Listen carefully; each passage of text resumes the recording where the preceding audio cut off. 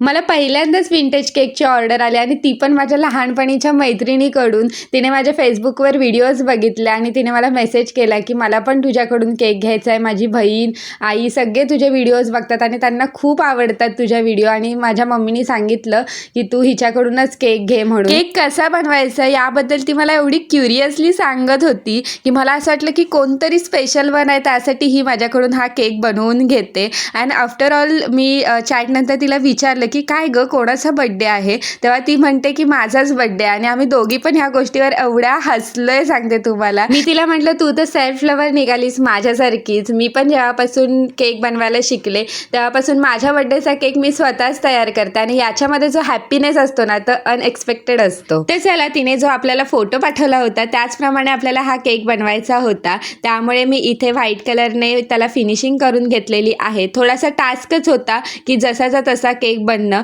पण मी एक प्रयत्न तर केला आहे त्याप्रमाणे बनवायचा. तर या केकसाठी मला 2 ते 3 नोझलचा वापर करावा लागला. खालची बॉर्डर जी आहे ती मी मोदक नोझलनी काढलेली आहे, आणि आपण जे छोटे रोजेस करतो ना त्याचं जे नोझल असतं ना त्याने मी वरची बॉर्डर मारलेली आहे. आणि त्यानंतर मी केकवर साईडने आणि मधल्या भागाला मिनी हार्ट्स काढलेले आहेत पिंक कलरचे, जसे की त्या फोटोमध्ये होते. तर विंटेज केकसाठी लागणारी सगळ्यात महत्त्वाची गोष्ट म्हणजे रिबिन बो, ज्याची गाठ कशी मारायची ही मी व्हिडिओमध्ये तुम्हाला दाखवलीच आहे, पण मी ही पिंक कलरमध्ये केले कारण की कस्टमरनीच आपल्याला तसं सांगितलं होतं. तिला ब्लॅक कलर नको हवे होता जसं की फोटोमध्ये दाखवलेला. तर अशा पद्धतीने मी 5 बो तयार करून घेतले आणि ते मी केकवर लावल्यानंतर जो केकचा लुक आलाय तुम्हाला सांगते, म्हणजे याच्याशिवाय इनकम्प्लीटच होता केक. तुम्ही बघू शकता या केकचा फोटो जेव्हा मी त्या मैत्रिणीला पाठवला तेव्हा ती एवढी हॅपी झाली तुम्हाला सांगते. ते स्क्रीनशॉट पण मी पुढे ॲड केले आहेत, नक्की बघा. आणि तुम्हाला हा केक कसा वाटला नक्की कमेंट करून सांगा. भेटूया पुढच्या व्हिडिओमध्ये, तोपर्यंत बाय.